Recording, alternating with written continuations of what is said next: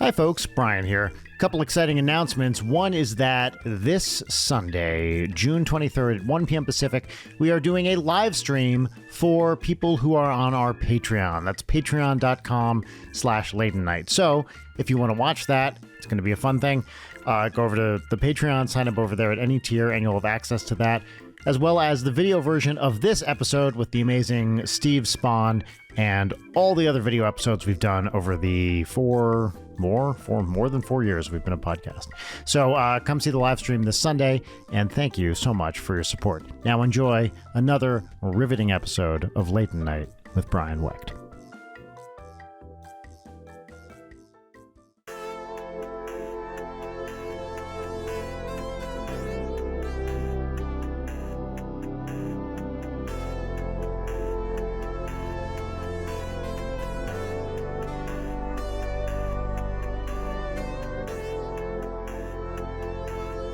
I believe it's called showmanship. Yeah. Exactly. The thing we all have in space. Yes, of course. Yeah, that's definitely us, all of us, for sure. Yeah. All three of us with our different hats. Yes. So glad we chose hats today. So Steve, I can't see what is going on with your hat. It's a little. Is that that's Rocket Raccoon? Yeah. Okay. So, great. Yeah. So true story. My favorite story about this hat is this is sort of like my uniform at this point. I've literally been wearing it for the 7 years I've been streaming. It's not the same hat. I keep buying the same hat again. But it's a Rocket Raccoon hat, so it's 100% Disney, Marvel logo. Like copyright, all that. I literally did a Logitech shoot where we were announcing some mouse or something, and they had a crew out to my house. I had like a Iron Man hand behind me, a Captain America shield, a Thor hammer. Like, they made us move all of it, and they forgot one. So they digitally had to go through and remove one of my memorabilia behind me. But they left the hat in the commercial. You can still go look it up. So I'm still wearing the hat. I'm like, well, they didn't mention it. I'm not either. Yeah. What was the thing that you were doing for Logitech? Like, what was the commercial? We were doing for when they did the Logitech adaptive gaming kits. I was one of the people that they flew out to like premiere it and all that. Awesome. That's awesome. Yeah, this was a while ago, but it was fun. Pre-pandemic times, back when we used to be in the same room with someone. That was cool. Yeah, strange to think that the year is now 2024. It makes me tired. Right? Yeah, I still have actually, I was looking at something today, and it referred to a movie that was out in 2018. Leighton, what's going on with your... My camera's unfocused. I'm trying to... Like, my hand's in focus. This is how you talk to a camera. You put your hand to it. You can't see me. I'm doing a full you can't see me. Why is it doing this? Oh my God, is that John Cena? There we go. Okay. I want to talk about the John Cena thing. I had for years... and this is going to make me seem like a total idiot. I thought he was just waving, like a backwards wave, like "Hi, everybody," and it was his like his way of waving to people. I don't know anything about. Before I knew who the guy was, like when he was just kind of coming up as a wrestler or whatever. And so I remember seeing these ads for him. I don't know, on USA or something like that. And I remember talking to Rachel and talking about the John Cena reverse wave. And she's like, "What the fuck are you talking about? That's his his trademark." Wave. Yeah. I thought it was just his cute little, "Hi guys, how's it going?" Aww. Which, everyone has their thing, right? I was like, I didn't know what his... Brian, you were going to say something about 2024 before we went it was off nothing on interesting. John Cena's it was just reverse waving. Yeah, I was just saying a thing referred to a movie that came out in 2018, Bohemian Rhapsody. And, the sense of time, I'm just going to say a cliche. My sense of time is completely shot. I have no idea what anything happened anymore. Things that happened 5 years ago, it could have been last year or 10 years ago, and I have no idea. And what's interesting to me is it's not just like pre-pandemic, post-pandemic. It's that all sense of time has gone out the window for me. Do you guys feel the same? I did, yes. Yeah. I joke with my friends all the time that I feel like I'm at the age now where everything happened about 5 or 6 years ago. It doesn't matter when it was. When was 1993 5 or 6 years ago? When did The Matrix come out? 5 or 6 years ago? Yeah, it doesn't matter. 100%. I cannot believe, speaking of Matrix, isn't this the 25th anniversary of The Matrix? It is. Yeah, it's been out for a long time. Yeah. That is so fucked. Like, right? I don't know. Now Leighton is but a wee child, Steve, so she probably doesn't have this yet. But you're what, 40-ish? Is that right? Yes. Yeah. Yep. Yeah, you and I are both 40 exactly, and no more than that. That's exactly right. Yeah. But things that to me happened in my, late 20s seem like if there's any justice in the universe, that should have just happened. Like, I don't know, 5 years ago or something. But now that I am 49, that is no longer the case. Yeah, I don't know, Leighton, if you have this problem with like age discrepancy, but it's like especially with music. Like it's a big thing for me. Like I'll hear a music like that like, oh man, I love this song and I haven't heard it for a bunch of years, and I can just start belting it out, even though it probably replaced something important like how to do algebra. And like and I'm like, oh, it's like 5 years ago. My chat will be like, that's 20 years old, dude, and I'm like, damn it, what the. Yes. And also, when you work with younger people, as Steve, you and I both do, you start to really feel the lack of similar pop culture backgrounds. Here's one that got me. Now, I believe we've talked about this on the show, Leighton, but I could be wrong. I remember being in the Game Grumps office a few years ago, I think even pre-pandemic, and I mentioned the TV show Quantum Leap. One of my all-time favorite shows. Amazing show. Nobody in the office had even heard of it. People, that doesn't sound is not right. Like, it wasn't like two people that you don't know well. It was like a bunch of friends from the Game Grumps office, and nobody knew what I was talking about. And I thought not only was this it wasn't like the most popular show at the time, but it's kind of nerd canon, right? Yeah. Like it's a big deal. It's Scott Bakula. It's a fucking Scott Bakula, Dean Stockwell show. Right. It's got big nerd people in it, and sure, it was on in the early 90s, I think. Nope, nothing. And I was like, how the fuck is this possible with this group specific? If you put me in like frat row and I started talking about Quantum Leap and they were like, what's that? I wouldn't be surprised. But at a fucking Let's Play channel? No, I'm shocked by that, because our friend group is just a repository of obscure nonsense, and Quantum Leap is mainstream. Steve, when you were growing up, what were your foundational like shows, media, that kind of stuff? Yeah, I mean, it's funny about your story, because I was thinking if you had said that, but the subject was Sliders, I would have been like, you know what? Okay, because I love that show, but I realized that I was just like the small niche that loves like wormholes and time travel, so that's not everybody, Quantum Leap is much bigger. But have you heard of Sliders, Leighton? I have not. No, well, it's been great being here. Take care, everybody. There was a spate of shows. Again, I'd say like early 90s was Sliders, which was like, was that a Fox show? I feel like it might have been. It was like in the X-Files time era. VR5, of course. Right. These like sci-fi kind of not quite basic cable, but not too far from it. Sci-fi shows before like mainstream nerdery was a thing. And the idea with Sliders, can you guess, Leighton, what was Sliders about? Well, the concept of Sliders is so inextricably linked to the like amateur sport of sliding, as originated at Knott's Berry Farm of the Sliders of Ghost Town. Yeah, not Scary Farm. Not Scary Farm. Fucking excuse me. Yeah. So Sliders. So your only clue would be where I said earlier, wormholes. And sci-fi, yeah. Sci-fi. They're sliding through time? Not quite. What are they doing? Why are they sliders? Steve, do you want to take this one? So like a slide? Yeah, so essentially the idea is that it was playing with Michio Kaku's string theory idea. So essentially they were always on Earth, and they would go through these portals, and the portals would take them to a different version of Earth where things had gone completely sideways. And it was very much in that same Quantum Leap thing where they were trying to go back to figure out what went wrong in this version of Earth so that they could help fix it and then get back to the next version. And so they were constantly, Stargate jumping to the next Earth.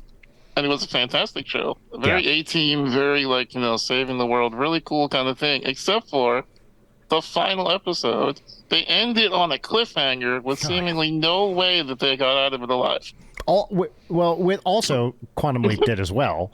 right? Another, not even so much of a cliffhanger as an unresolved. It was less of a cliffhanger, but it was this unresolved thing because I thought the show was going to go on, and then it didn't, and they just kind of Quantum Leap ended famously with a title card, not a title card, a card where they spelled Sam Beckett's name incorrectly. They just put up a card that was like, and Sam Beckett never got home. End of story. And you're like, and they spell it wrong, which is so insulting. Wow. Yeah, I do. Poochie died on his way back to his home planet. Yeah, pretty much. Yeah. I do. I would be remiss if I did not comment on the Michio Kaku thing.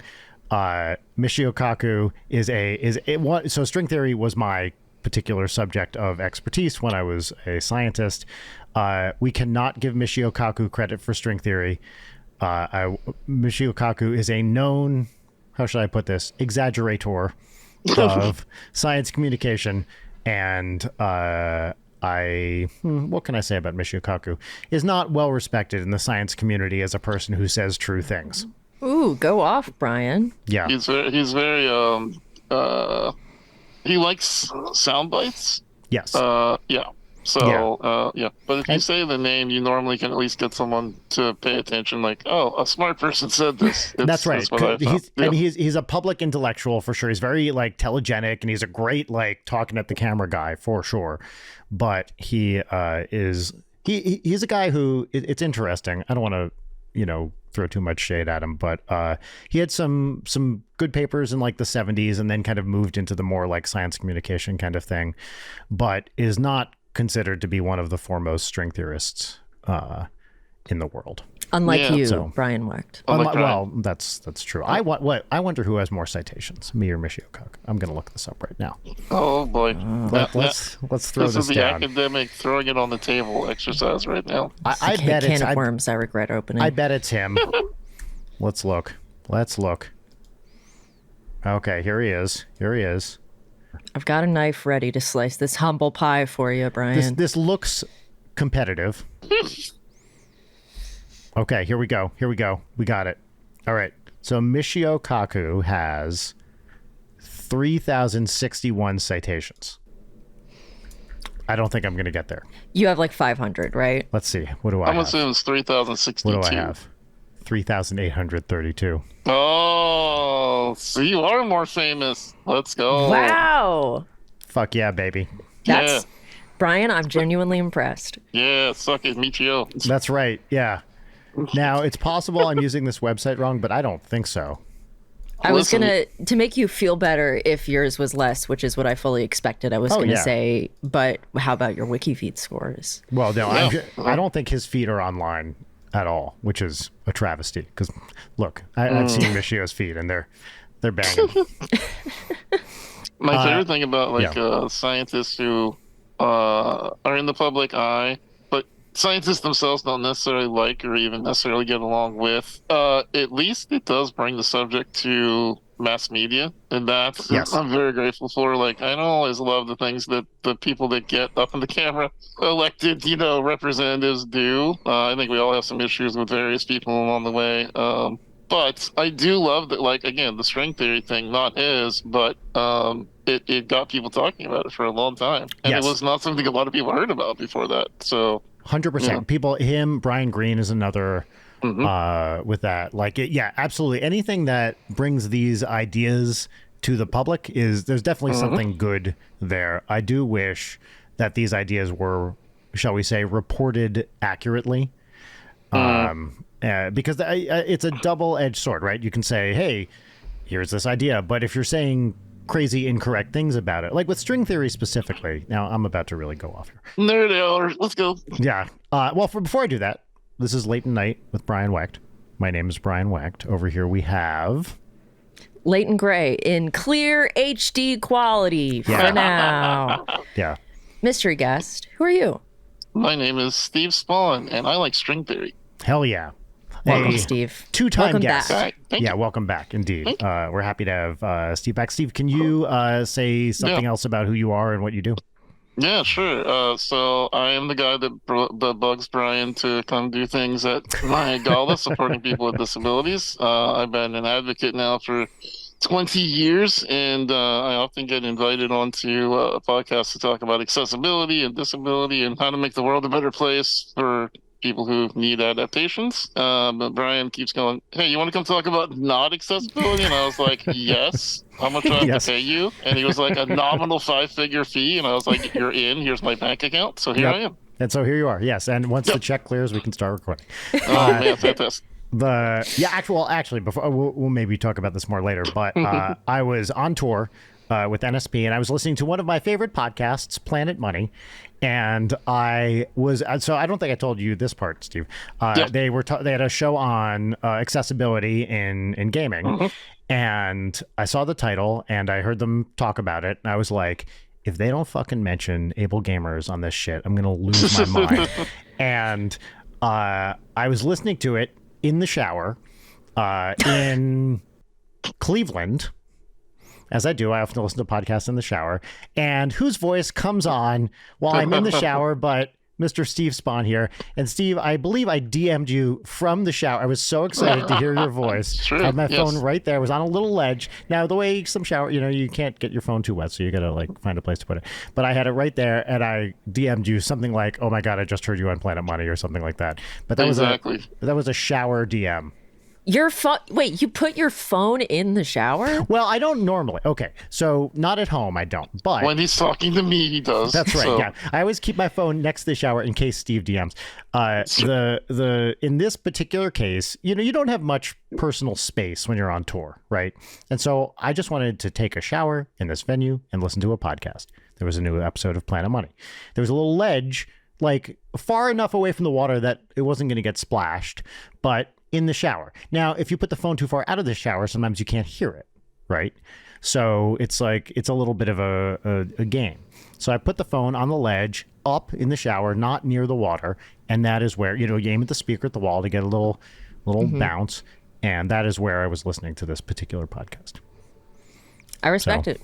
Yeah. Those wet fingers writing a very wet DM. Yes. Oh, it was so hot. I'm telling you. Yeah. I listened to you on NPR. Ooh, yeah, tell me more. Yeah. It was pretty hot, actually. But now, Brian, you were winding up to go off about something. Oh, yes. Okay. I'm going to talk about string theory for a minute here. So, string theory, was a little bit of history.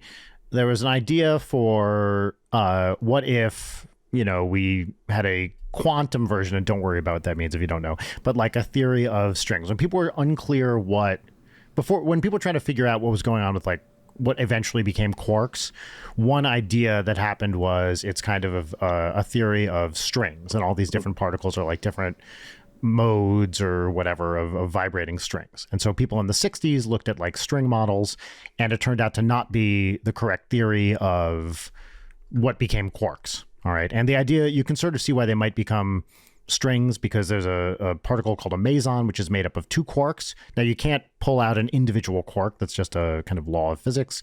But a meson is a quark and an antiquark. And if you pull them apart, you kind of get a little like binding energy between them. And as you pull them farther apart, they sort of look like a little string. You've got the quarks on either end, and then some like filament of energy between them.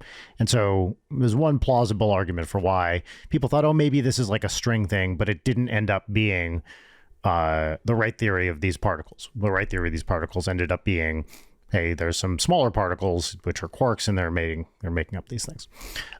So a little while after that, people said, actually, let's go back to that string idea. What if instead of a theory of these particles, that was a theory of a quantum theory of gravity? Because they noticed that there was a massless, use some technical term, a massless spin 2 particle, which doesn't exist as a thing you'd see in a particle accelerator. It doesn't exist anywhere in nature. However, it is exactly the particle you'd need to mediate the gravitational force called a graviton. So someone comes back and they say, what if this particle was a graviton and this was actually a theory of gravity? Okay. So they start to take that idea seriously. There's some major problems with it. And then around the early 80s, they figure out how to fix one of the major problems with it, and it becomes a plausible theory for gravity, and people call it string theory. Okay. So that's string theory. The interesting thing about string theory is it's only consistent with a bunch of new particles that we haven't seen yet, and in 10 spatial dimensions, which is a problem. So, but what's nice about it is you can accommodate the kind of entire framework of known particle physics and gravity in this one theory. So for a long time, but like from the mid 80s through the, I don't know, present pretty much, people have said, oh, string theory is a theory of everything, right? You can accommodate every single thing in it. We don't know how we get this particular four-dimensional universe with the particles we see out of it, but it's a theory of everything. And the thing I'm going to go off about is people went so fucking apeshit with this idea that it's the theory of everything that it caused a massive backlash because people were saying really outrageous, incorrect, what ended up being incorrect claims. But even at the time, were probably way overly optimistic. Like, hey, we have this idea of string theory. It's really cool. We're just going to get all of known physics out. We'll have it in like 5 years. We'll be done. That'll be physics.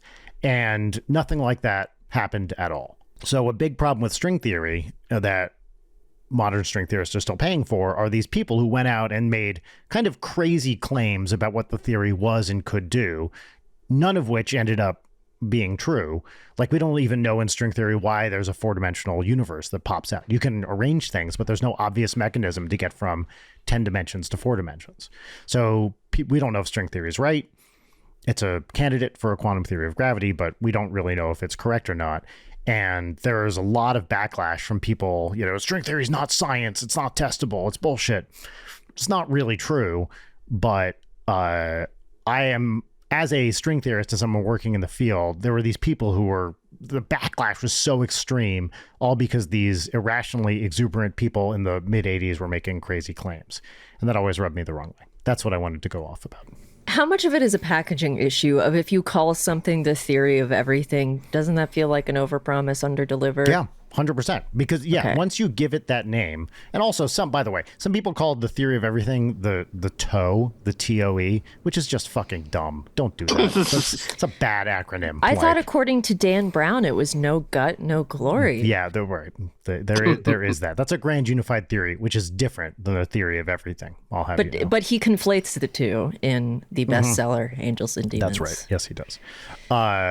So people were making these like wild claims and calling it a theory of everything and saying all this stuff that, I mean, I guess in one version, maybe that was going to happen, but there were, even at the time, huge problems that never got resolved to anyone's satisfaction. And it also opened up some cool ideas, though, like for the 7 people that are still listening after all that. That's why they call it Late Night with Brian Weck. In the public facing side of science, where people can vividly dream and wildly dream, they came up with all these cool ideas about, well, what if like there are versions where you have a difficult decision to make, and in fact you made one, but in a different dimension you made the opposite choice, and what would have happened in that universe? And so the idea is that the universe could keep splitting. Every time someone makes a difficult decision, it makes another version of your universe. The problem, of course, with that is then infinite universes creates like, a gazillion Brian Wecks, which sounds cool, but then there's a lot of ninjas, a lot of sounds people hot as hell, honestly. Yeah. So all DMing you from the shower. All DMing me. Yep, in every universe. Some of those universes it gets really good. But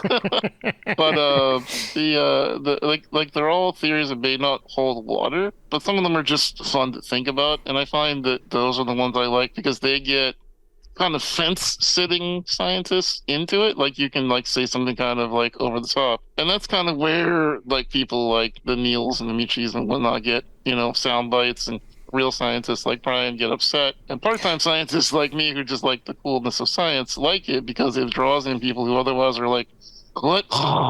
And they're falling asleep, Yeah, so. It's the multiverse thing in particular is interesting. There's some string theorists like Brian Greene who think that is true. There are others who think that's not a scientific theory and there's no way to test or say it.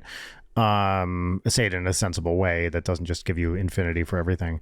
That's an open area of discussion. And I think it's all fine as long as you are honest about what you can and can't say. It's fine to say, I think this is right and I'm trying to show it, as opposed to, in science, it's not about what you believe, it's about what you can show.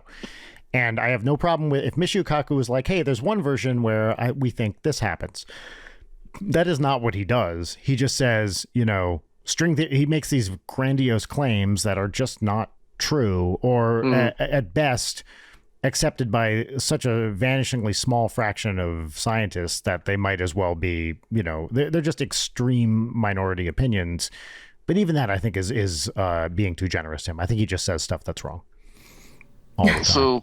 So the one of the interesting things is the idea of string theory as the multiverse gateway is supposed to solve the problem that psychologists still do not fully understand what the sense of deja vu is. They think it's some sort of your brain recognizes the patterns of somewhere that you've been before, so it tries to extrapolate what's happening, so you get this weird sense that it has happened before, even if it never has. But they're not really entirely sure what the phenomenon is or why your brain does it. And that was sort of one of their claims was, well, maybe this is the thing that we can't psychologically understand. That is definitely not true, that that string theory has anything to do with consciousness or whatever. There might be some people who espouse this notion, but it's like people who fully buy into the Mandela effect as human memory is famously infallible, therefore it must be that we're remembering it different, that the Fruit of the Loom logo was different. Yeah, right. Yeah, the idea, and you can just understand this, I think, from a what you call a separation of scales in physics, that a string theory type physics only really starts kicking in at very, very tiny distance scales, which are much smaller than anything that would be going on in your brain. Right? Brains are atoms and molecules. String theory is 10 to the minus, 30 something centimeters. Teeny tiny scales. And there's no way that anything happening at that small scale would explain something going on in your brain. So those have to be different phenomena. This is something that happens a lot in physics, is you try to figure out how, what one scale is, what scale a given problem is. If you're talking about, general relativity on a cosmological scale, it's very unlikely that there's going to be some string theoretic process that's affecting things right now. So you have to, I would say and people in the 60s, there's this great book, which maybe I've talked about in the show, called How the Hippies Saved Physics by David Kaiser, I believe, which was about a bunch of people in the 60s at Berkeley trying to understand how quantum mechanics explains ESP. Turns out, if you ask me, ESP doesn't exist. Different people, you're welcome to disagree on that, although you are wrong. I don't know, Brian. It sounds like if you do enough drugs that it becomes real. Yeah, that's right. I'm just saying, Peter Venkman pretty much convinced me it's true. So that's right. About 8 o'clock. But that led to questioning some fundamental principles of quantum mechanics that led to interesting results and blah, blah, blah. They didn't come anywhere close to explaining anything that had to do with consciousness or ESP, but they did come up with some interesting physics, which had to do with questioning assumptions of quantum mechanics. Cool. Do you know, I don't even know the answer to my own question. Do you know, did those showrunners who did the movie Deja Vu, is that where they got that there was a portal, like a window where you could look back in time? Because that was the plot of the movie Deja Vu, was you could look back, but it had to be 3 days prior, exactly 3 days. No more, no less. Yeah, I don't know. I don't know. I wonder where they got the jump from that, because people have been trying to tie Deja Vu and time jumping in some sort of dimensional reality together for as long as I've been alive. Yeah, I mean that it's a cool idea for a science fiction thing. Yeah, I think. I wonder though. Do you think that's where sometimes showrunners get Hollywood ideas, as they look at scientific theories what nobody believes in, and they're like, okay, but what if it was real? 100%. Oh yeah, I'm sure they do. They're very inspired by that sort of stuff. I mean, I think they should be. I think it's awesome to take these kind of. So one of my favorite shows, Fringe, which I love Fringe, does this sort of thing all the time, and I think to great effect. But they're basically like, what if all this weird shit was true? And they try a bunch of different things. Have you watched Fringe, Steve? Yeah, it's like Mythbusters for nerds. Yeah, it's great. Got it. Yeah, Fringe is awesome. I just rewatched it recently, and it's fucking great. I like the sarcasm in that show too. Yeah, there's a lot of biting sarcasm too. Let's bring back Sci-Fi Channel. Yes, actually, 100%. Yeah, there was some really good stuff on Sci-Fi. Another show that people don't talk about much these days is Stargate, SG-1, which is great. Like a really, really great show, at least for most of it. And then there's a couple spin-offs which are fun too. But yeah, I like Stargate a lot. What's like the current day equivalent of putting on Sci-Fi Channel or IFC and just letting it play in the middle of the day on a weekend, and you're like half paying attention to what's going on? YouTube? I mean, Yeah, it's not quite the same though. No. Like, I'm surprised that we haven't had like channels showing up more of somebody curating what you are seeing from different sources instead of just like I am watching the entirety of a trial on Law and Crime Network, YouTube or something. That's a good question. No, my allegiance transferred to like Hank Green, John Green, and open source and stuff like that. That's mine really did go to YouTube after that kind of collapse, because there really was nowhere else to get that kind of sometimes silly, sometimes educational, mixing of the two. I mean, the Greens in particular do a great job of super silly, and then they hit you with something hard and factual. So yeah, 100%. No, they're both those guys are awesome. And it's like with streaming, we've now basically reinvented cable packages, but we don't have the equivalent of like channel that you can put on and see some random shit, and also commercials that don't feel like they're causing you psychic damage, which is how every commercial feels now. That's 100% right. I totally agree with that. If you put on cable, it's commercials for old people, right? Because old people are generally the only ones watching cable these days. And those commercials are all, it's like we buy gold or, very specific medications and stuff like that. But yeah, there's no equivalent that it's like so we have, for music, we have like Pandora or internet radio, which is easy. It bounces around. You don't really have control over what's playing. It just kind of goes. But yeah, there's nothing like that for videos, right? Exactly. Other than like algorithmically driven, which is not the same thing. Although that is Pandora too, I guess. But are you a regular user of Pandora in the year 2024? I am not, although I did just claim the artist profile for Go Banana Go, my kids' band, on Pandora because they started playing our stuff. But no, I don't use Pandora regularly at all, but people do. I mean, this is not too uncommon. When I listen to music online, I will always pick what I want to listen to or turn on something radio, on Spotify usually. Okay, what is the deal with Spotify's shuffle, quote unquote shuffle function? Talk to me about this. It's not a shuffle. It's this. You can go to the same playlist and hit shuffle. It will shuffle the same order of songs every fucking time. Oh, it will? I didn't know Why that. do I pay for this? It's not a true actual shuffle. And then it'll be like, we're going to stack these songs that you listen to all the time higher in all of your playlists. But also, we've been feeding you the songs that you hear on repeat because the shuffle is rigged. So, hey, that song that you don't really like that we just play constantly, it's going to be on all of your playlists now because we keep feeding it to you. Yes. True shuffle, please. I didn't realize that about Spotify. That's interesting. So it picks an order. You go in, it randomizes an order, and then it just plays that order. That's what the shuffle order is. Yeah, I can anticipate what the order of songs will be. Because it's AI driven now, right? It's not actually random anymore. Right. Yeah, I've seen other people talk like this is not a just me thing. It seems that this is across the board. It's garbage and shitification. Everything is more expensive and also worse. I love it. Yeah, I didn't know that about Spotify. Yeah, there's something about something about the shuffle tries to figure out what the correct brain pattern would be for inducing more happy attitude that will make you want to listen to music for a longer period of time by making the right BPMs per minute up and down like a DJ would do. I'm just like, what the and then half the time, if you don't pay for it, you end up getting the new recommendations. So you have like a playlist of nothing but country songs, and they'll put on like new Metallica. It's like, that's not Spotify. What are you doing? So yeah. Yeah. Here's a number that I learned yesterday that I was interested. If you had to guess, okay. So the most popular artist on Spotify has how many monthly listeners? What would you get? I was way off on this when I was guessing this. And I'll tell you, the most popular artist on Spotify in terms of monthly listeners is, any guesses? Taylor Swift. Second. She's second. Really? I'm guessing it's got to be Leighton. Who is number one? I would not have guessed this. The Weeknd is number one. Really? Good for him. I knew he was very popular. I would not have guessed he's number one. More popular than Taylor Swift on Spotify. I don't know, 500 million. 500 million, Steve, any guesses?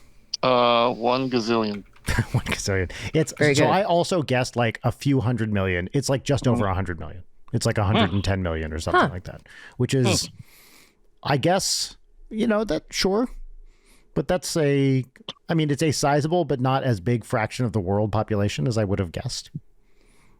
Right? I'm kind of shocked that Taylor isn't number one. I was too.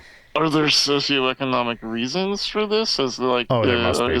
Is he more likely to have people who would pay for a Spotify subscription but not buy a whole album, like that kind of thing? Yeah, that's a really good question. Interesting. Yeah. I think part of it is, if I understand the way Spotify works, which I don't really, so anyone, if you're guesting on someone's song or whatever, and you're on their page, the plays of that song, like let's say, let's say The Weeknd does a song with Taylor Swift, which may or may not be true. I don't know. When that song gets played, if they're both listed on it, they each get the credit for it. So the way you can get a lot of credits is by guesting on someone else's song, or like contributing to your monthly listeners is by guesting on someone else's song. And if that song blows up, then that shows that you have a lot of listeners.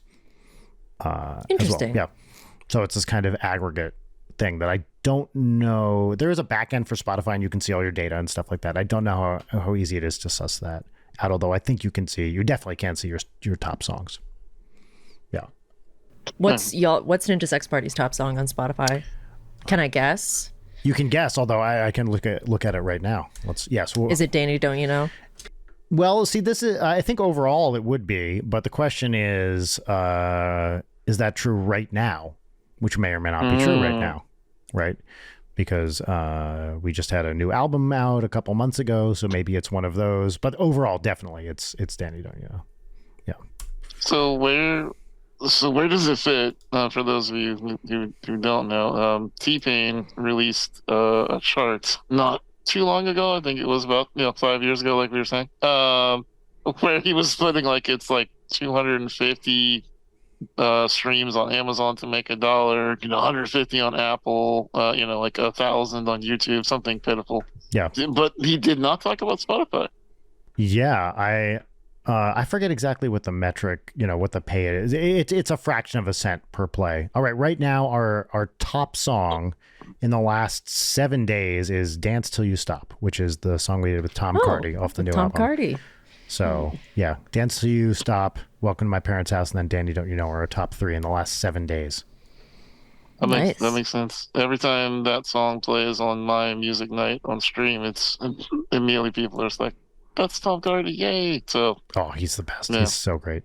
Yeah. He to me, he is like one of the most exciting things happening in comedy music, if not the most exciting performer, artist in comedy music today. When you met him, did he point to you guys as one of the inspirations? He didn't say that exactly, but he did say, he'd been a fan for a while. That's right. I have a specific series of ring kissing motions that people have to go through before I'll talk to them. He did say, he was a fan of NSP and liked what we did. But kind of everybody in comedy music knows and is inspired by each other. It's a pretty small wheelhouse, although increasingly large, on TikTok and such. And also it depends what you define as comedy music, which I don't want to be uncharitable about and thus will not discuss further. Wow. We hit a Brian wall. I've never seen one of those before. Well, I don't want to, just because something, okay, I guess I can define genre, but just because someone is not doing something that is to my personal taste or is in some liminal space, like I put out an album, a smooth jazz album, is that comedy music? I don't fucking know, sort of, not really. I don't want to diminish anyone's effort by classifying it as something they would be upset with. I assume as the elder music ninja, you have to approve of everybody's ideas before they record them. That's right. No, we get a lot of emails saying, "Can I record this?" Yes, that's fine with me. Please go ahead. Yeah, that's right. It has to pass the council. Yeah. I was thinking, so Tom is an interesting case. We don't have to talk about this if you guys don't want to. I do feel like recently in the last year or so, for the first time, like a definitive sense of being the way I do it is the old way with music. Like we put out albums, we do YouTube videos, and that is not the way Tom or other people do it. It's like most of the people doing comedy music these days are doing it on TikTok, and it's like short form videos, which is a very different, and releasing singles, which is a very different thing than we do. And is this just a personal preference? Is this we haven't moved on with the times? I think it's a little bit of both. I don't know. Maybe, will we change? Probably not. But is that a bad thing? I think you could argue it either way. But I was really feeling in the last year or so as this album was coming out, like, oh, people don't do this anymore. We're kind of the old guys. Well, obviously, Danny at 78 years old, been around for a while. No, I mean, I don't know how you feel, Leighton, but for me, I'm not being a non-music guy. I'd love to get into music, actually, as I get older. I find a draw to it, but it's not, it seems like it's harder to not get ripped off. Even like the music industry always seemed like one of those, like, man, you can get taken advantage of so easily. But then now with TikTok, you see it all the time on Twitter where someone will post a video of someone on TikTok and get 50,000 retweets and 150,000 likes, and they're not that person. They just stole someone else's video, put it up, it went viral. So, I mean, I guess if you want to get into it, it's like the accessibility of having like tools that are easy to, learn for somebody who doesn't know anything about music, that I think that is an easy space to play around in, to like learn tools. It's then once you get to the like social media fuckery that it becomes a different thing. But I think like that first tier of getting into it and actually making the music is probably, like, I've done some of that. It's fun, and I don't do it a lot, but it's, it's a neat space to play around and like not worry about like, this has to be publicly consumable. It's nice to just kind of like get into something and suck at it privately. Yes, and I love tools that enable people to create stuff, people who have taste but not talent, if that means anything. So with music, there are all these tools where, and by talent, I mean talent to play the thing, right? I think it's great that you don't have to be a talented instrumentalist these days to make music. That's awesome. That's why these tools exist. And you can get people who have, who are like, oh, I like that chord. I don't know what it is, but I like it. I like that, real Rick Rubin types who may not know what they're doing. I think he overstates this, by the way, but like who may not know what they're doing technically with an instrument, but can put things together in an interesting way, which is its own talent, to be sure. Is it Post Malone that doesn't even know how to read music? Is that what I read? That's entirely possible. Most people, Danny doesn't know how to read music, and it's not. I think to be a successful performing musician, you don't, depending on what you're doing, you don't really need to know how to read music. I think it's just a personal preference. Like with Dan, I found when we write NSP songs, he doesn't want to know anything about the music theory. He can't read music. He doesn't need chords. He doesn't know anything about it. And if you explain it to him, it gets him out of his zone, and he's like, it will make what he does worse. And there's nothing wrong with that. That is just the way the guy operates. So I guarantee you, some of the most some of the most successful, some of the most successful musicians of all time have no idea how to read music or what chords are. They just kind of vibe it out, and that's great. No. I love the story about Johnny Greenwood saying that when he joined Radiohead, he was just pretending that he knew how to play the piano.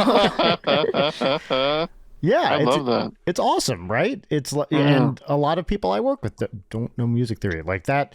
That stuff is interesting to me, but it doesn't mean I'm doing it the right way. I'm just doing it the right way for me.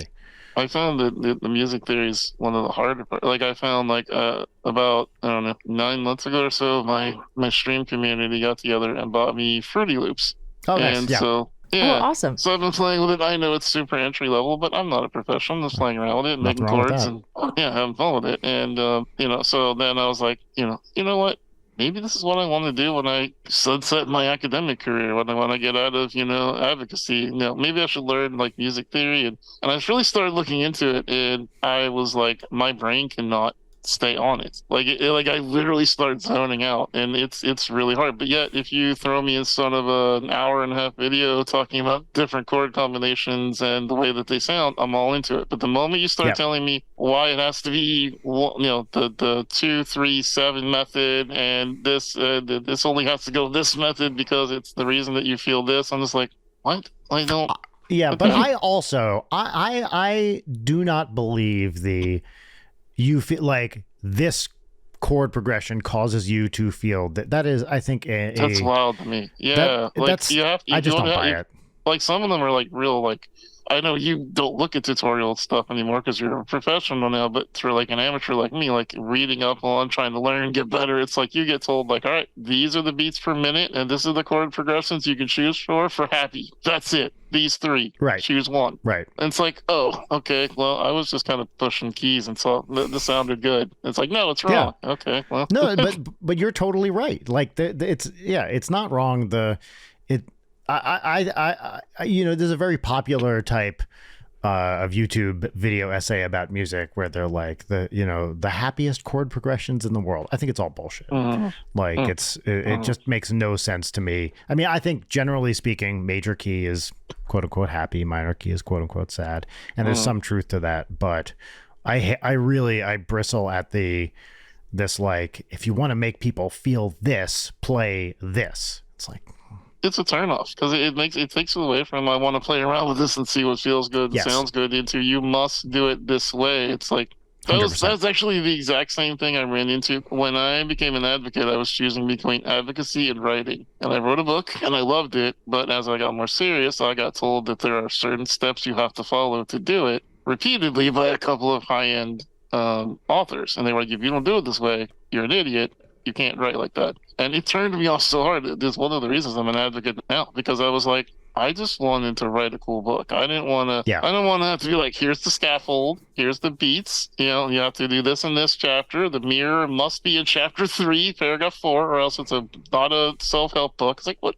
Okay, I don't. Yeah, it's all bullshit. I mean, and also those. I mean, there's no faster way to kill any nascent passion that you might have for some form of art than being told here's the right way and here's 100%. The wrong way. And like that, it can be such a lifelong damaging thing if you get exposed to that kind of thing early, of somebody being really hard line of like, don't draw this way, draw this way, or write, make music, etc., etc. Right. Like, because also those rules then change the moment someone is successful with the quote unquote wrong way to do it. And then everybody jumps on that. It's like, no, the reason that was interesting, the reason people responded to it is because no one else was doing it that way. They broke a rule or questioned an assumption, and now that thing popped off, and now you'll have people be like, oh, this is the right way to do it.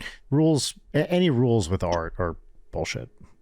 Yeah, and there's a difference between that and like stuff that will make your life easier if you do it X way. Like how many times have you run into something where like, in your craft, be it art or writing or music or whatever, where like, it's not that it's the right way, it's that if you do it this way, this will save you 20 headaches, 2 weeks from now, because there is a more expedient way to do this.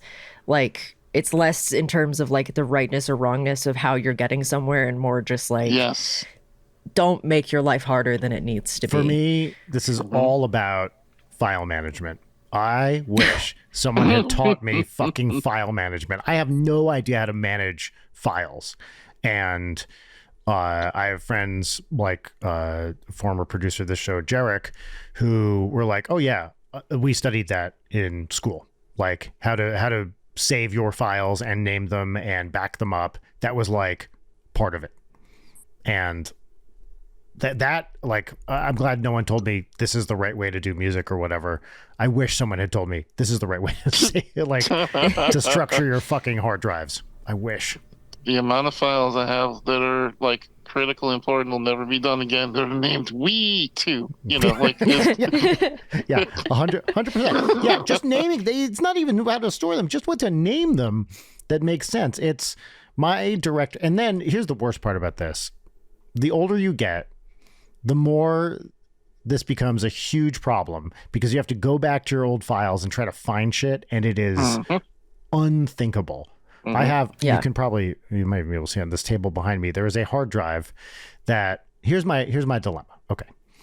I have a 12 terabyte hard drive with 15 years of Ninja Sex Party footage on it.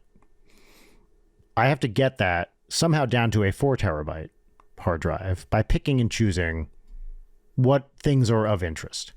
All right. But on the 12 terabyte hard drive, there is zero organization on it.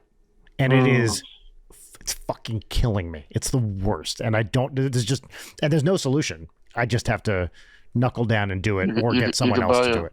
Buy a bigger hard drive. Like Leighton and I could take like a collection. We could get a bigger hard drive for you. They exist. Yeah. I should. That the easy way out. That's exactly right, Steve. Is just buy a bigger hard drive and then pawn it off to get a dock for all your hard drives. I know that was the thing I learned from Jarek of having a dock, which I continue to not have. I just have multiple hard drives and with no like a vague semblance of organization. It's like great. It's really useful that I have multiple hard drives with the massive folder desktop that was just everything that was on my desktop at whatever period I was changing. Like my desktop on this computer right now, good God. It's all icons, and to the point that like now it's doing the thing where there's like 20 files stacked on top of each other in each row because there's so many of them. And now that I do 3D art, we're like having textures in the same place and named the same things is important. I'm in hell. I had a friend once look at my desktop and he said, I think less of you now, having seen your desktop because of how poorly organized it is. Sorry. Okay, you're not wrong though. So no, he wasn't wrong. I believe also this is actually one of the most devastating, oh, Brian, like responses I've ever gotten. Like it felt like my mom again being like, oh no. Brian, what are you doing? Yeah. Well, speaking of Brian, what are you doing? Should we do segments? Let's do some segments. That's a great idea. Moving on to segments. So our first segment on this show, Steve, is our pop culture recommendation segment. This is where you get to talk about something you've been enjoying recently, which is also what we've been doing for the last hour, but that's fine. It can be a book, a movie, a TV show, a video game, whatever it is, culture both high and low. The name of this segment is What's Poppin'? And the theme song I insert in post, but it does go here. What's poppin'? What's poppin'? Great. Now, I'll ask you the question I probably asked you last time, which is, Steve, if you were to have heard that theme song, what would you have thought about it? I would have been like, that is the most sexy Brian Weck song I've ever heard in my entire life, and that whoever got to listen to that should immediately pay him $35. Well, I like that. That's a good. What I like about that amount is it's doable. Yeah. Right. And all you need is if everybody listening to that paid me $35, I'd be very happy. Yeah. I'd have almost $70. It's almost like for a living, Brian, I come up with numbers that might be reasonable for people to hand over. It's almost like that, isn't it? Right. I like the idea of having to pay a toll to hear a segment theme on this show. Yeah. There's no fast pass available. You just got to cough it up. Mandatory paywalling. Yeah. I mean, what if people got to choose like which segment that they wanted to hear first? What do you think they'd go for? Oh, well, it's known amongst the fans of this show that the best segment is the What's Poppin', and what they call the quote unquote second segment on this show is Peaches and Lemons, which we'll talk about in a minute when we get there. They call it that? But the second segment? The second segment. And I asked, I was like, I remember asking this on our Discord, is that just because of where it is in the show? And they said, no, it's a reflection of the quality of the two segments and specifically the theme songs. Well, I can't argue with that. No, I would generally agree with that assessment. Yeah, we have a vocal fan base that loves to rank the segments on this show. Yeah. Leighton, what's pop? I really wasn't ready for it that time, but I'll go nonetheless. What's popping for me is there is a little video game that I found on Nintendo Switch because I'm always looking for a new, time sync, I'm in bed type game. And I found one called Sticky Business, which is an extremely cute little indie game where you create stickers and it's like running a sticker shop Aww. simulator. I think I live with someone that would like this. Oh my God, Audrey would love this game. It has like a little creator and you can unlock like colors and little like stamps that you use to make your stickers. I'm writing this down. And then you get orders from people and then you can, you have to manage how you're fitting everything on your printer sheet. And then you get to pack it and add little like goodies like, do you want to pay extra money to put candy in the package for this person? And you get the orders with like messages from the people who are ordering from your shop. God. So there's like light narrative stuff. I've been really, really enjoying it. So I highly recommend Sticky Business. Sticky Business. I love it. It's the ultimate cozy gaming experience if people listening like cozy games. That's great. Steve, what's popping with you? Yeah. Well, I am going to be the book nerd. As I alluded to, like, as I have done advocacy for 20 years now, I continue to go back and forth with what it is. I wanted to make a Brian break away from my current career path and go somewhere different. So trying to figure that out. And I am still so in love with the idea of that self-help guru kind of person, a one that doesn't try to just sell you a bunch of snake oil and tell you it'll make you better if you just read this book. And I have been reading the 10th anniversary of Brene Brown, who is So you know who she is, Lena? I don't know if you know who Brene Brown is. I do not. She's a self-help guru who also has a PhD in psychology. So hers is not like, get out of bed and do the thing. Like, it's actually like, here's some, psychology that will help you like figure out how to connect to people better, et cetera, et cetera. And they just came out with the 10th anniversary of her Gifts of Imperfection. And it's just this really cool audiobook, if you want to do audiobooks, where she goes through, she basically just talks about, having that special place in your heart for people who, have something that is a quirk, that we have to love people for the things that make them different and imperfect, not despite them. And kind of goes through and teaches you like a little bit more about, how to accept people for who they are. Your friend who's always late, so stop thinking of it as, I'm friends with them despite that they're 15 minutes late all the time, to whenever you want to hang out with them, make sure you tell them 15 minutes before you want to hang out with them so that,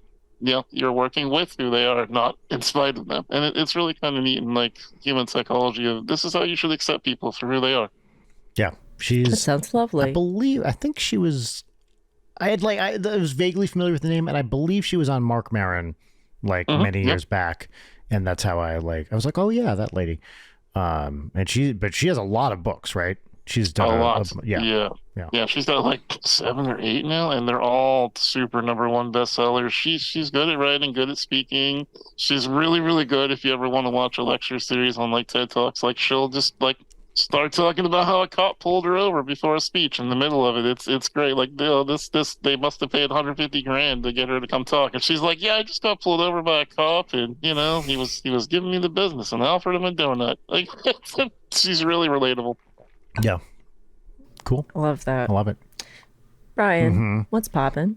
What's poppin' for me is a browser game this week. Ooh. And this game is called NAND game, N-A-N-D game.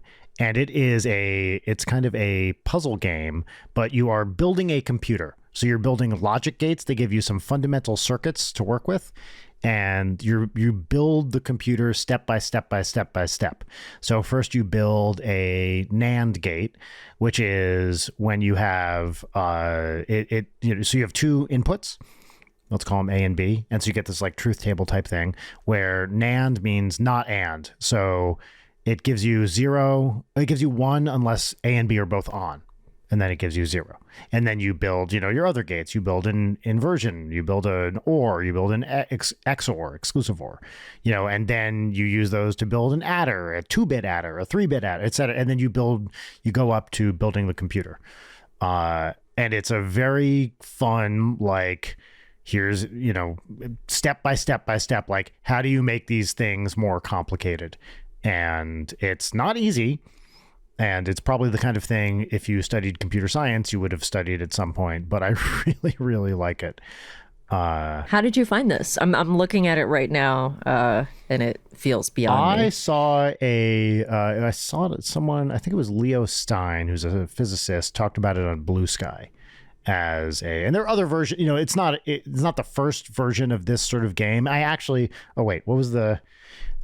sent it to a friend of mine who is a like puzzle type dude, and he said it reminded him of Rocky's Boots, which is a 1983 game by Warren Robinett, who is famous he was the creator of the Atari Adventure game, like an early, gaming pioneer, in the 70s and 80s. And he created this game in 1983, which is kind of the same sort of thing. So this idea of gamify, making, logic gates and stuff like that is really fun. But the NAND game it's challenging, and it's really, really fun. It's very aesthetically pleasing as well. Just the design is good, and it's very simple. You just, it's like a drag and click type thing. Amazing. Yeah. So I've been enjoying that. Well, that is what's poppin'. Now it's time for the final, second, and inferior segment, which is 3 parts gratitude exercise, 1 part petty grousing. The name of this segment is Peaches and Lemons, and the theme song, up to you where it ranks on the list of theme songs, Second. Listener, goes right here. Peaches and lemons. Peaches and lemons. Great. Well, that was the theme song. Still a good one. Now, I want to be clear. It's not a bad theme song. It's just not as good as the What's Poppin' theme song. It lacks a certain je ne sais quoi. That's right. But I do know what it is. All right, so we'll each start with a lemon, which is a minor bummer or annoyance. I feel like traditionally I go first, and I will indeed go first with my lemon. I ordered an Amazon package with, one thing that I need and one thing that is a fun thing in it, and I got the notification that it was delivered, and I go outside and it is not there, and I check the app again and it says, was handed directly to the resident Tony. Uh-huh.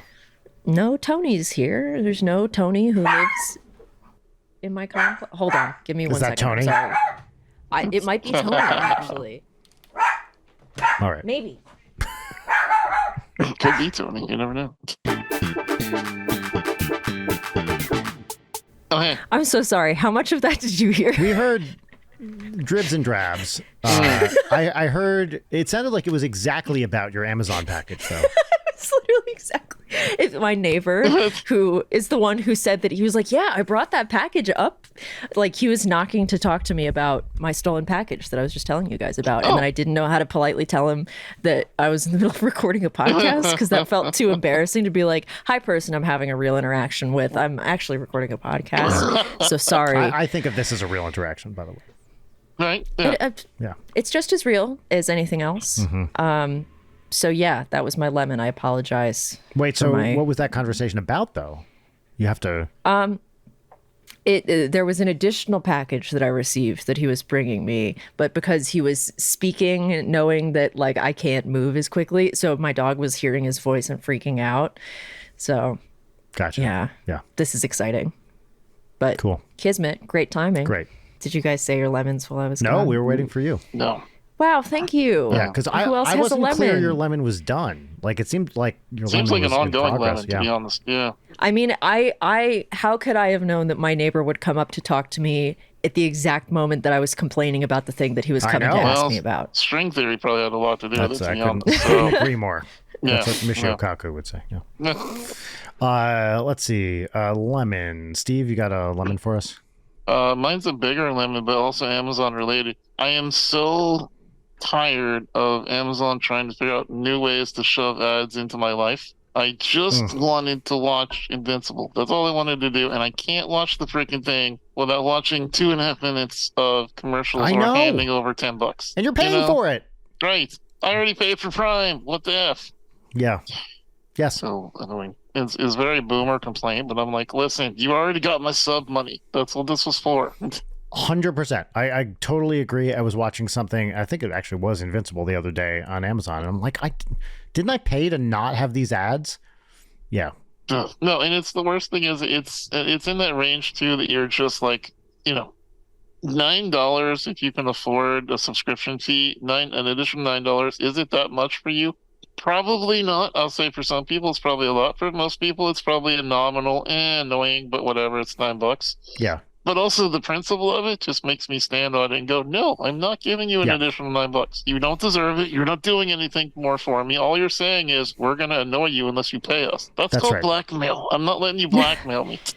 Well, I was explaining to my daughter yesterday how Amazon Prime is a total scam anyway, because you get free shipping on products that have been marked up so much that you're basically paying for the shipping anyway. It's like, the whole thing sucks. Mm-hmm. But good lemon. Brian, what's your non-Amazon related lemon? And what are the odds that someone's going to come knock on your door to tell you about the lemon that you're about to say? Non-zero? I would say no. The odds are pretty well. Nothing is non-zero. Anything that can happen might happen, but it's very low probability. Although, could anyone ask? Well, okay. I think my lemon is such that nobody would directly talk about this. But anyway, my lemon is that this is, I think, a common lemon among creatives. I hate asking for help with things, and it is very hard to ask for. It's not even favors exactly. It's just hard to ask for shit. And Steve, I know a big part, I was thinking about this today, because I know a big part of your job is like asking people for stuff. And so I kind of wanted to talk about this with you, because it is like, I remember seeing many years ago, and I wish I could remember the source. I feel like it might just be someone on Twitter. You know, the person said, whoever says it never hurts to ask is wrong. Every time you ask, it fucking hurts. And some people, it hurts less than others. But for me, I have this email that I've been meaning to write to ask for not even a big favor, a small favor. And I've been putting it off for literally months, because every time I sit down to type it, I want to curl up into a ball and hide. Listen, whatever it is, Leighton will probably say yes. Just send the email, you know? Well, this is here's the thing that really gets me, is when people come to me and ask for something, I will always try to say yes. Sometimes I can't do it, but I want to help. And if someone comes to me asking for a favor, generally I agree to it. I'm gonna write that down for later. I asked Ryan for money. Well, of course, you've been a recipient of some of these as well, Steve. Right? You've asked me to to help with some Able Gamer stuff, and I'm always happy to do it, because I'm also a big supporter of you and the organization. But I also genuinely want to help. And so when someone comes to me and asks a favor, even if it's a reasonably sized favor, generally I'm not upset about it. I'm just like, okay, cool. How can I help? Yet I am convinced that when I ask someone for something, they're going to be like, fuck that guy. You know, they take out their friends list, which we all have, and they cross off my name and they say, all right, Brian's dead. You know, I can't believe that guy asked for a simple favor. So never mind. And this is just my lemon in general, is I realize it's a total self-own to not ask for help in these cases, but in some cases I just can't bring myself to do it. In fact, so I have this email I'm supposed to write. I was talking about this with my therapist. We have a therapy appointment tomorrow, 24 hours from now. And she was like, you better fucking write this email. And if you don't write this email, what we're going to do is we're going to use our session for you to write this email, which is my idea of hell. Because not only does it feel like a waste of money, it's also forcing me to do a thing I don't want to do. So I have to do this today. Or I trick myself into doing, like, I'll be like, hey, doctor therapist, if I haven't done this thing by next week, I need you to be terse with me. Yes. And he'll never do that. It's just the internal pressure of, I've told him that I have to do it. And so when I see him next, I need to have done it, or I've like broken the social contract. Yes. No. Does it always work? No. I have used some of my therapy sessions to just like write a text or write an email. And it sucks. It's the worst feeling. So I want to ask Steve, how, for someone who's like, a big part of your job is this something you're just kind of used to and you just feel like you need to do it? Have you always been good at it? Tell me what your thoughts are with this kind of whole thing. Well, it all comes from the fact that I'm a really good con artist, so I'm just good at making people do stuff. No, that's a half truth. The truth of it is like, it never goes away. You never don't feel icky about asking for things. You never don't feel strange about reaching out to a friend and saying, "Hey, will you do this for me?" And no one says yes 100% of the time. Sure, of course. Brian has not said yes to me 100% of the time. Nobody I can name for you has said yes 100% of the time. That's right.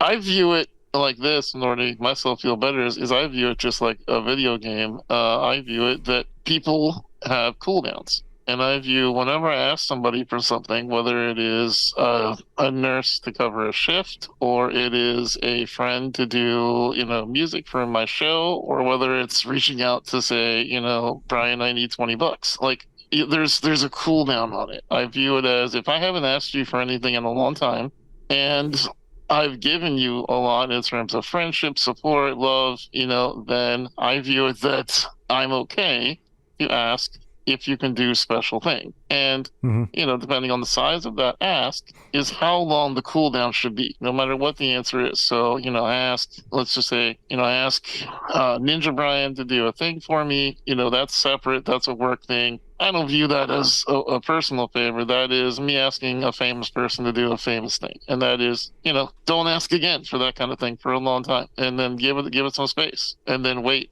And I think that with everyone in your life, you can kind of apply that same general principle of just allowing that space afterwards so that people don't feel used. It also applies to social media, where I always tell people, listen, if you want to run a successful social media account, and it's not just you posting bathroom mirror selfies, just make sure that you're giving people content. Are you giving them laughter? Are you making them happy? And then, okay, well, every 5 times you do that, ask them for something. Click a link, like whatever. Just make sure that it's a give and take relationship. And as long as it doesn't feel one-sided, then okay. And the part 2 of that advice is if you're feeling that way, tell the person. Like I have flat out said to some of my closest friends. That's good advice, yeah.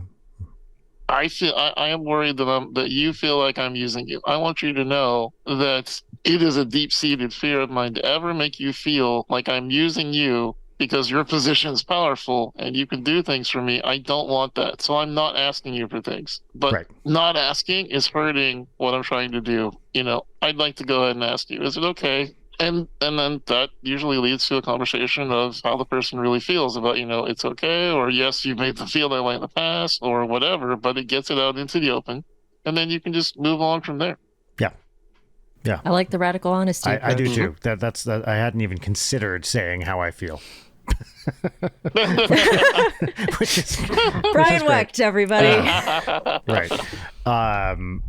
Yeah, that's really interesting. And I also, the other thing I feel like is, especially with big asks, you only get a couple of them. And it's like, do you want to, I always worry, am I blowing it on this thing? Like this is the big ask from a big famous person. Do I want to blow it on this? And I think as I age and have fewer things I might want to blow it on, I try to convince myself more like, yeah, this is the time. Let's fucking do it.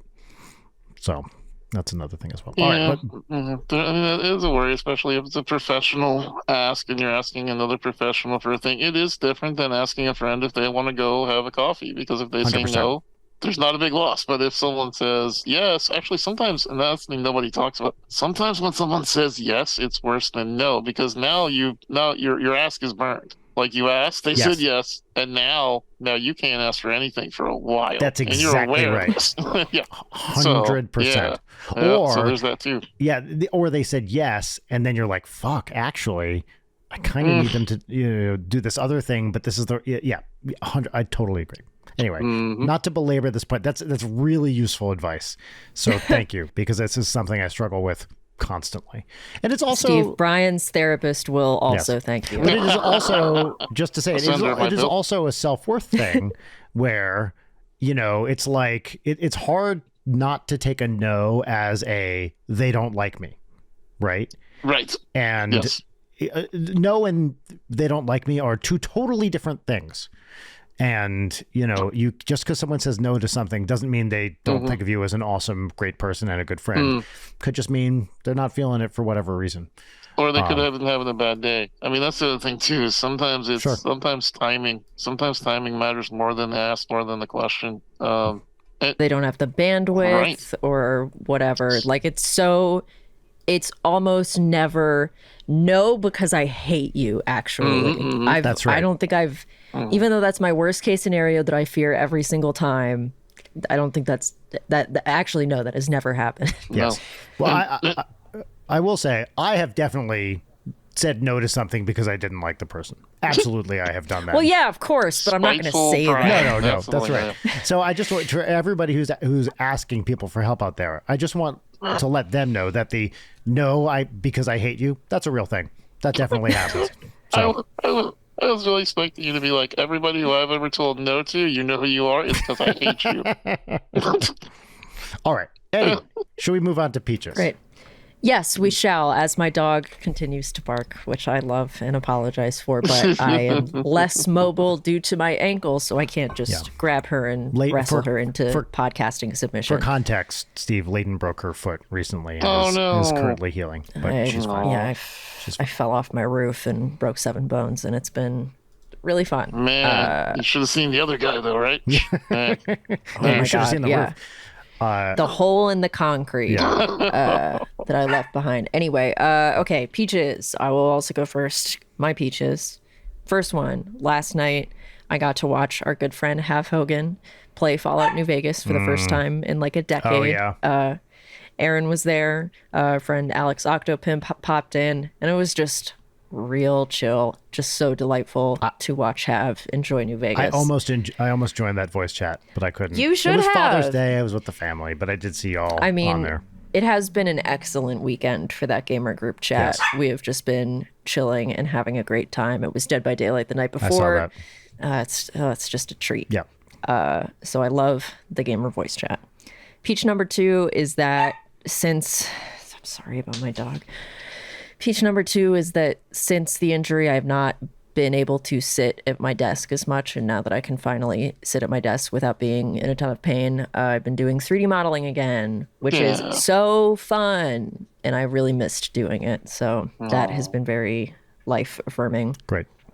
And then on that same note, my third Peach is that had kind of a rough brain week last week and took a couple of days over the weekend to really focus on pulling myself out of it, and successful. Great. We did it. I read a book and did some art and talked to friends and was like, wow, life, it's fine actually. Yeah. Awesome. So it's nice when your attempt to pull out of the backslide or whatever works. Those are my Peaches. I love it. Thank you. Steve, you got some Peaches for us? I always struggle with this segment because if Brian's weakness is asking people things, mine is being appreciative. I am the kind of guy that I told Brian this before. I'm the kind of guy that while I'm on the stage receiving an award, I'm thankful, grateful, enjoy the applause, and the moment that I'm walking off the stage, I'm going, well, shoot, now what am I going to go for next? Sure. What the hell? Because that's just the way my brain works. Yeah. Same. But it's interesting with this segment, it always makes me stop and feel like I have to actually think about my life for a minute. And so in preparation for this, I was really happy that speaking of Fruity Loops earlier, I was able to make my first really bad song, which is your first step to making your first not so bad song. So I was really happy about that. And I like playing with the program. There's something neat about just getting to do something that doesn't have a right or a wrong, and that's been making me feel some sense of I don't know, when you're out of control, you're like, this is the one thing you can't control is just have some chaos in music. Why not, right? Yeah. And then for my silly Peach is that Dairy Clean came back with their Animal Cracker Blizzard. If you haven't had one yet, not sponsored. I have not had one. You need to get the Animal Cracker Blizzard. It is life-changing. You will never want to eat any other food on Earth again.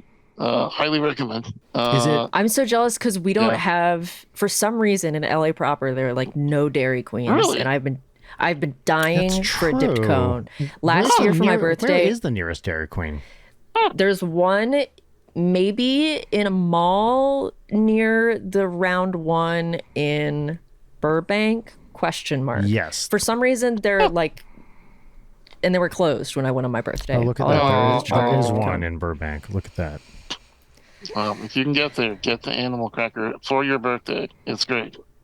Oh, that sounds great. Is it like regular, like animal cracker, or is it like the frosted animal cracker? It is a regular vanilla blizzard. They stuff in animal cracker pieces, and then they use the pink frosting to mix in with it all. So the whole thing is frosting. It is. Oh, that looks wonderful. It's so great. Yeah, honestly. No, if you're gonna die young, you might as well eat these things. Why not? And what's your third peach, Steve? My third peach is I had to take a break from streaming in the wintertime. I had some family things that got real hard, and it just I had to shut some things down while I dealt with family. And for anybody who does any kind of career that has momentum, stopping momentum careers sucks because it takes a while to get it going again. But it's been going again now for a couple months, and it amazes me to see the spirit of humanity sometimes. I think we get lost in the toxicity of the internet sometimes, and so my biggest feature would just be how we often feel so alone in this world, but if you really look around, there are people who keep coming back and supporting you when they know where you are, and if you can be that beacon of light, then they come to you. And I think that's really great to have that kind of community. So my peach for me personally is my community itself kind of rallying together and rebuilding itself. It's nice to see that people don't give up on each other. Yeah, that's great. That's amazing. I love it. Brian. Yes. What are your peaches? My peaches. Peach number 1, took a little trip with Audrey last week to Lake Arrowhead, which is a mountain, as I learned, man-made mountain lake nearby. I also learned that 97% of the lakes in California are human-made. So, which seemed incredibly high to me, but that's what the boat guide said. So, who am I to doubt? But we had a great little dad-daughter trip, and it was just nice to, she was home from school last week because school's over. Camp hasn't started yet, so we just took a little trip, and it was great. I love spending time with that kid. She's super fun. We spent every evening watching Doctor Who and, eating takeout, and we had a great time. So that's my first peach. My second peach is, and this is a big one. I woke up this morning and the internet wasn't working. And I was like, fuck, I have a podcast recording today. The internet must work. And guess what? I just had to unplug and plug in the cable modem, and now it works just fine. But I had a moment where I was very concerned that everything would be fucked, but everything was not fucked. All I had to do was reset it. And it's always nice when a potentially bad problem just has a simple fix, right? And you're like, oh, the first thing worked. That's the greatest feeling ever. The first thing I tried worked. Wow, look at that. You turned it off and back on again, and it worked. Indeed, that's exactly what happened. And it worked. And my final peach is I was at a gathering of people over the weekend, and I guess this was last weekend. Yeah, last weekend. And I forget how this came up, but someone said, "Here's how I describe Brian to people. He's the guy who shows up for things." And I was like, "What a nice description." Mm-hmm. That is so fucking true. I have heard multiple people say that about you. If that helps. Well, that's amazing. But I have never heard anyone say that, and it is not. It was like I think a thing that is true, that I always try to go to things that I'm invited to or people's shows or whatever. But I was like, that's such a nice compliment, especially in LA. I try to be the person who, if I say I'm going to be at a thing, I'm going to be at your thing.